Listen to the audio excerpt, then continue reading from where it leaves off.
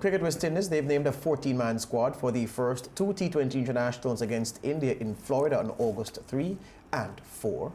Carlos Brathwaite, the man who dominates that poster, he'll lead the 14-man selection, which sees a return of global T20 stars Narine Pollard and Sunil Narine to the Windies setup. Meanwhile, Guyana's Anthony Bramble has received a maiden call-up. The rest of the squad reads John Campbell, Evan Lewis, Shimron Hetmyer, Nicholas Pooran, Rovman Powell is back, Kemo Paul, Sunil Narine, Sheldon Cottrell, O'Shane Thomas, Andre Russell, and Kari Peer. Sunil Narine has not played for the Windies since 2017, and despite being considered for a selection for the recent World Cup, a finger injury ruled him out of contention, or he cited a finger injury as a reason why he could not take up the invitation to be a part of the World Cup selection.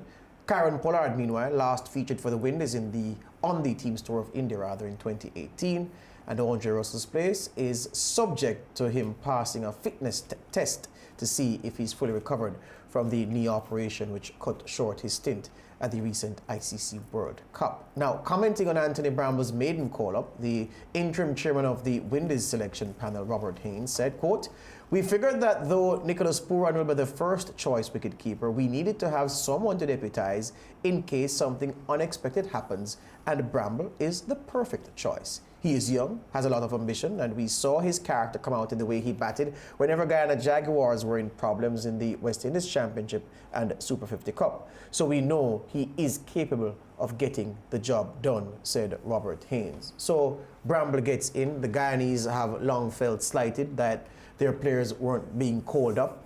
Even when Devendra Bishu was there, they felt that more of the Guyanese players should be in the team by virtue of how successful Guyana has been in the 4-day competition and, of course, the Super 50 competition. Bramble gets a call now, and no one can say it's without merit.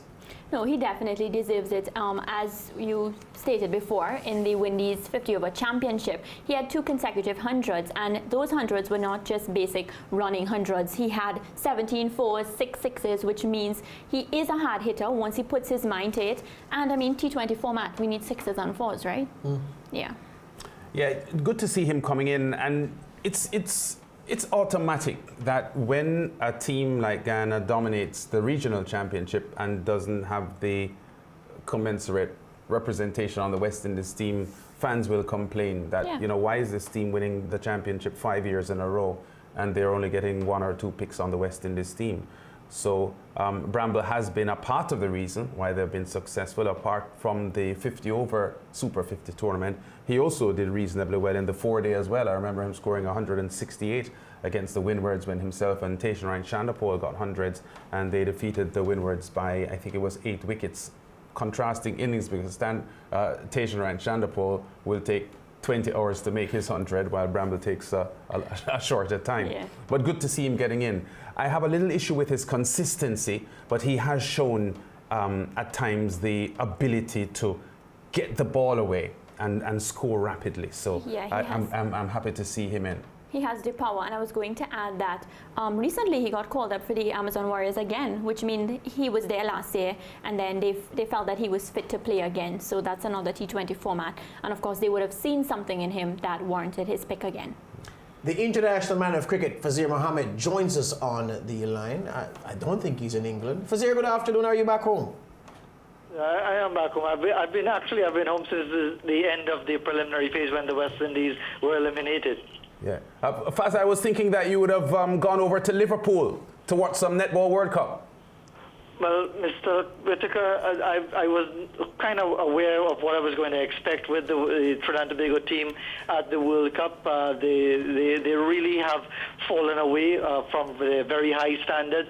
I was really surprised by Jamaica, though, the way that they would have performed, and I know you've talked about that quite extensively on the show. But after 6 weeks in England and the sometimes miserable weather, I think, and the miserable West Indies performances, I think it was time to come home. Yeah, I just thought you would have been happy being in Liverpool, you know, not necessarily for the netball, but just being in Liverpool.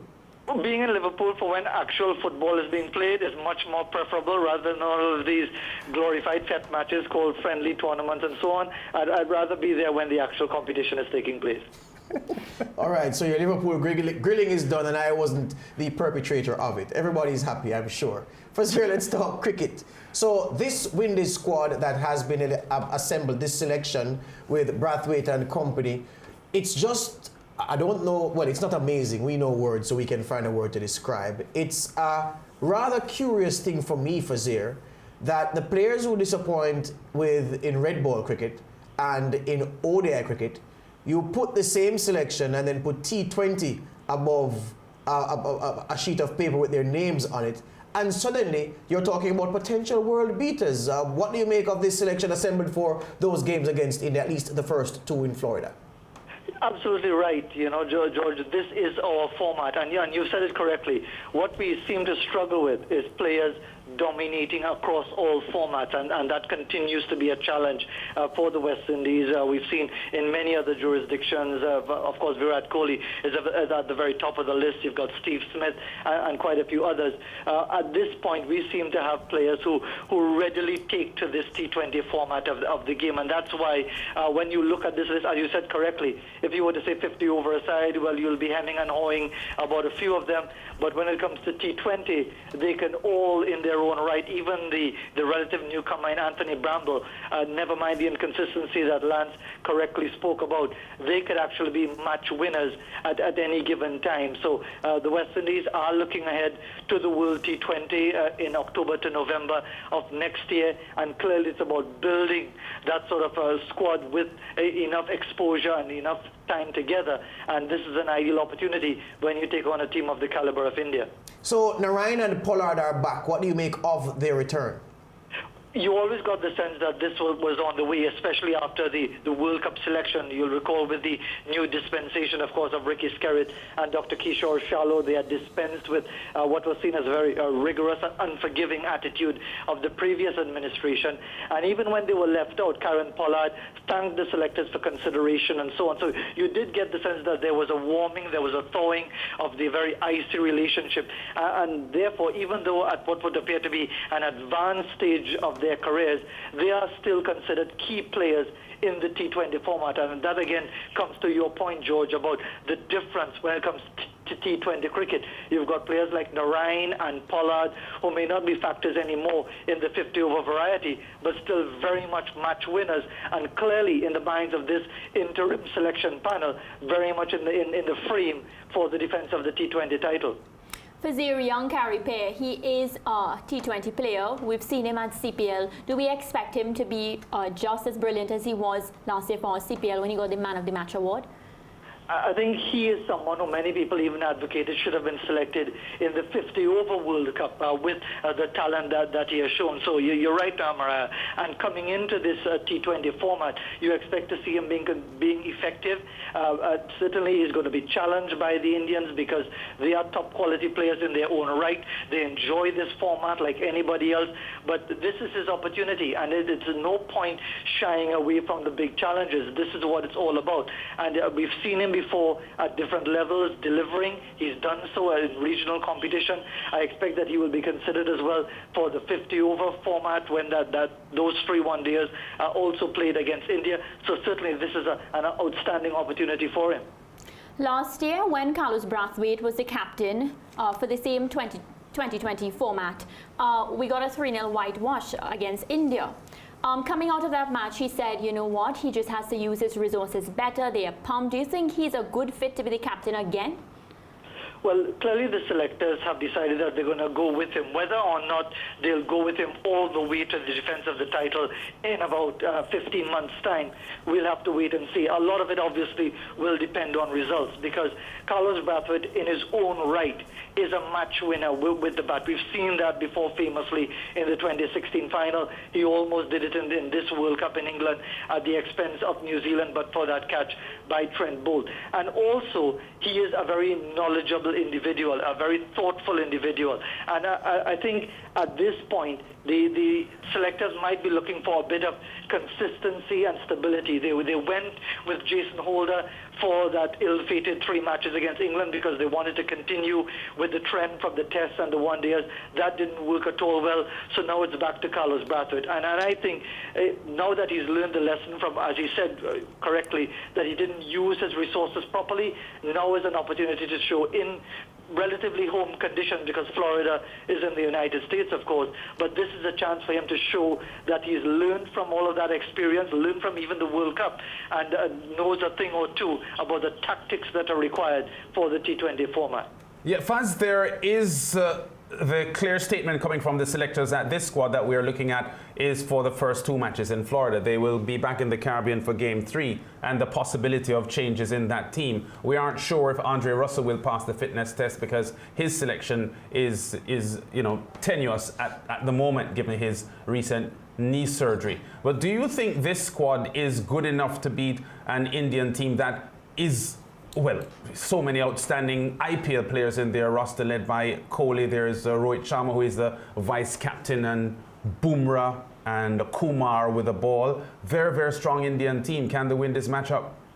I think we can. And it is because, Lance, that it is a really congested form of the game. It is a compacted form of the game where basically you might worry about whether players can actually sustain an innings for 10, 12, 15 overs in a 50-over format. You don't have to worry about this time around. You've got players in our Caribbean setup who are just on the fringe of this team, who could also be match winners in their own right. There's almost an abundance of talent. I think the challenge almost always is for us is to be consistent and to be able to match up against the best teams.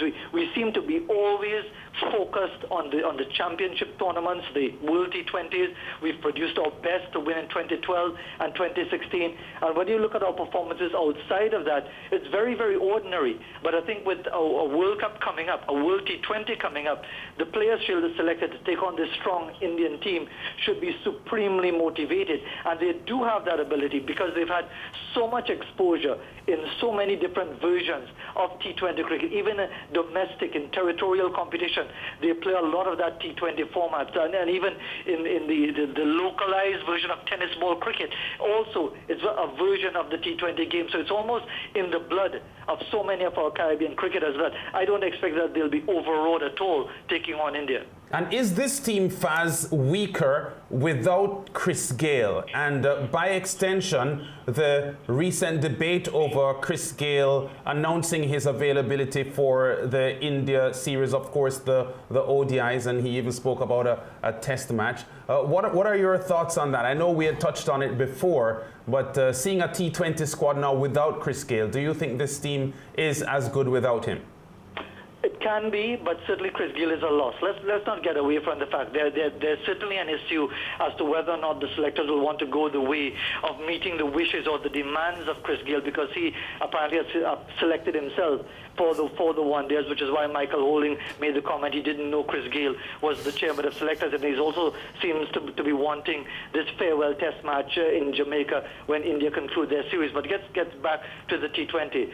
Still, in this format of the game, at the age of 39, Chris Gayle is destructive. Chris Gayle, by his mere presence on the field with the bat in hand, is an intimidating element to any bowlers in international cricket in the T20 format. Less so in the 50-over variety. So he will be missed, yes, but he's already informed the selectors of his Caribbean T20 ambition. Lance, I won't make any mixed matters with it. If the selectors pick Chris Gayle for the one-days, it tells me that they have no proper planning for the next World Cup in 2023. Because never mind what Gayle might say, never mind what his fans might say and so on, to think that someone at the age of 43 will be a factor for the West Indies at the World Cup in India in 4 years' time, that's ludicrous. And if we're going to go the way of saying, well, okay, he's given so much to the game that he deserves this farewell, having announced his retirement, it basically means that we have placed the priorities of West Indies cricket as far as planning towards the next World Cup. We have placed that secondary to the needs of an individual player. When it comes to the test match situation, if the selectors are actually going to even entertain giving a farewell test match to someone who hasn't played a test match for 5 years, well, then basically might as well stop playing. Final question for you, Fazeer. this India series was supposed to have been a cutoff point for what was then an interim coaching arrangement going into the World Cup. Subsequent to that announcement, it has been communicated that Reefer will stay on. Your assessment of that decision coming so soon after the World Cup disappointment to persevere with what we have until a later date in 2019? That's an interesting one, because my own feeling is that Phil Simmons appears to be the favorite for the job, given the manner of the amicable resolution of his contentious dismissal and the smiles and the handshakes and the photo opportunities and so on. The fact that Simmons is now out of contract because his time with Afghanistan has come to an end. We're still waiting for him to give all of the revelations of what he said he has to say based on the criticisms of him from the Afghan chairman of selectors. So we're still waiting for that. So it's interesting. It's an interesting situation, and I don't know if it does any favors to Floyd Reefer to basically be on trial in a situation like this, because again, it was announced initially that he would have been in this position for both the World Cup and the India series, and then moving forward there would be a full-time appointment. So it might be a case of a bit of mixed signals, but from my own reading of it, I don't think it will do Floyd Reefer any favors, and I think at this point I still see Phil Simmons as the favorite to get the job full-time. Hear you on that. Thank you very much, my friend. All the best to you. Take care. Good.